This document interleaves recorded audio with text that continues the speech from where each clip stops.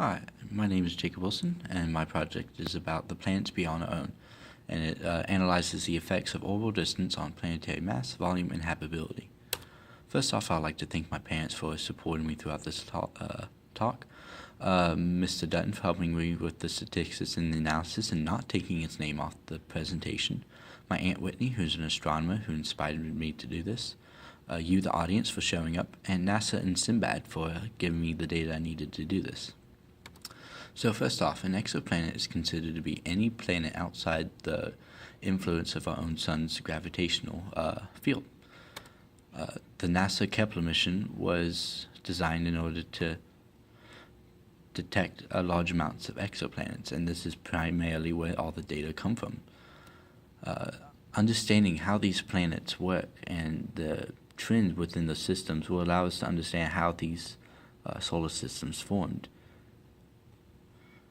and then can be related back to our own solar system.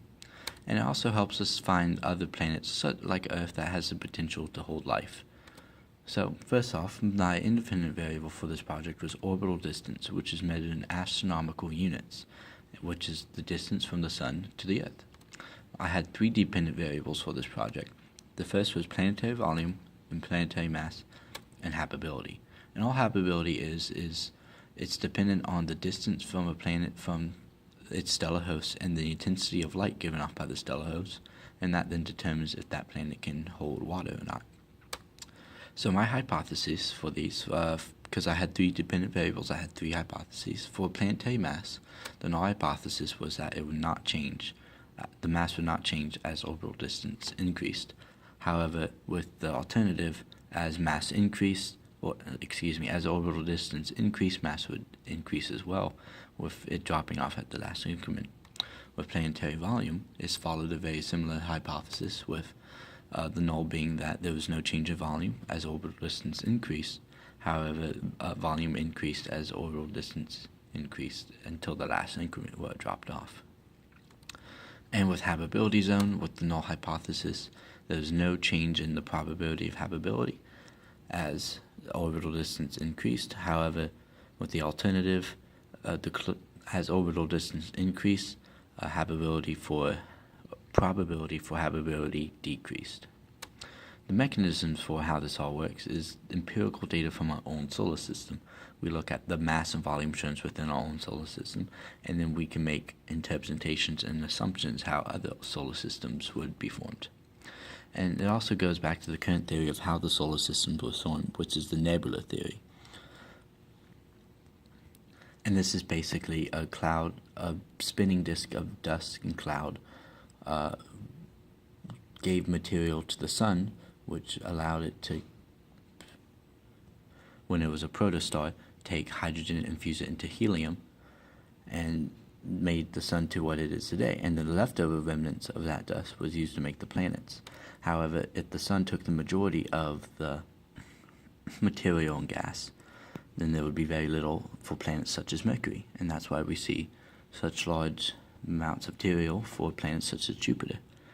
So I use primarily the National Planet Archive to get my planetary data, while for my stellar data I use the Sinbad set of identifications, measurements, and bibliography for astronomical data, which is a French database. I also, the Kepler data, or the Kepler mission gave the NASA Exoplanet Archive most of the data it has today through its mission. And the telescope uses a variety of methods, such as direct imaging, radical velocity, timing variations, and gravitational microlensings. However, we've used these for quite a while, and they have not found only a handful of exoplanets. The main method that this telescope uses is transit method. And how this transit method works is as a planet passes in front of its stellar host, the stellar host has an observable dip in luminosity, which is how bright it is. So if we're able to observe this frequent and reliable dip in luminosity, we found a new exoplanet. So moving on to my data, we see that with the mass graph, with the x-axis being distance from stellar host, and the y-axis being the mass in kilograms, we see that most of the data is clumped in the bottom left-hand corner. and the trend line is very flat and almost has no slope. So a logarithmic transformation was ran on this data, and we see it clumps a lot more, and I believe this is the primary area where exoplanets are formed, with distance and how massive they are. So here we see the line of best trend has a much better slope, a slope of 0.2398.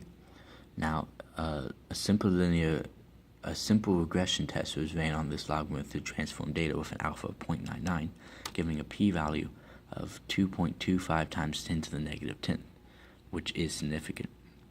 Moving on to volumetric data, we have the same x-axis for distance, and the y-axis is kilograms cubed. Here, once again, we see a large clump in the bottom left-hand corner and a rather relatively flat slope.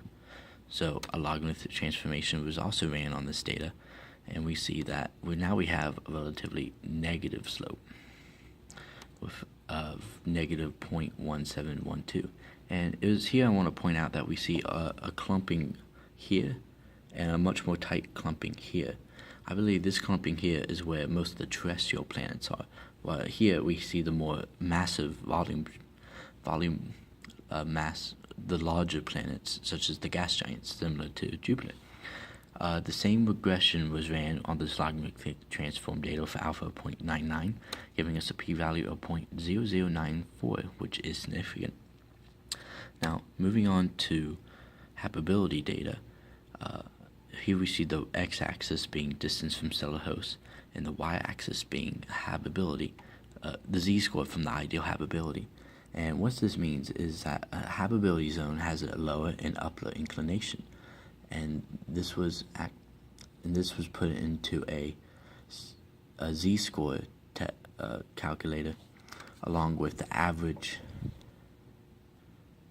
orbit of the exoplanet, giving us a z-score, and this was placed on how relatively far or within of exoplanet was from its ideal habitability zone. The light blue planets represent confirmed or those within the habitability zone, while the dark blue are those outside. Here we zoomed in, and we can see a better concept of how the z-score works, with those being between -1 and 1 being within the habitability zone. We see a crossover here because it is the average orbital distance. However, orbits are rarely perfectly circular. So a logarithmic transformation was also ran on this data, and with this a regression with an alpha of 0.99, a p-value was given of 0.215, which is not significant. So to recap, the orbital distance of a planet does have a significant effect on both mass and volume, while it does not have a significant effect on habitability. So what this all means is that, most importantly, we can locate other exoplanets using this data by searching for certain masses and volumes. I also found that about 6% of planets are indeed habitable, which is a lot more than we previously thought. We also and as of just a couple days ago, NASA had released information about a new system that they found, which is called the TRAPPIST-1 system, which is quite exciting. It features 3 planets that are potentially within a habitable zone, and one of which very likely has water.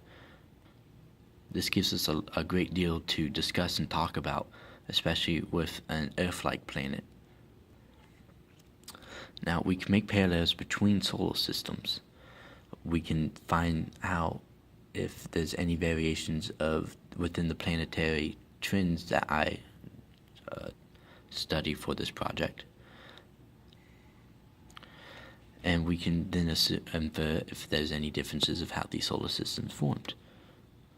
Other trends, such as the number of planets within these systems, like I said, the TRAPPIST-1 system has 7 planets within it. We have 8, maybe 9, depending on how you feel about Pluto, while most only have 1 exoplanet within it. Well, our system's formed. Sorry, Mr. Dutton, I kind of skipped the gun on that, but you know how it is.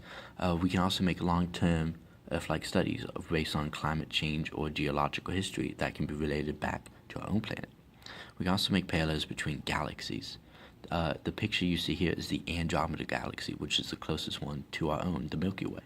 We can see if there's any fundamental differences or differences of how these galaxies form affects how the solar systems are formed, and thus the planetary mass and volume trends we see in the planets. And that is my talk. Thank you for this.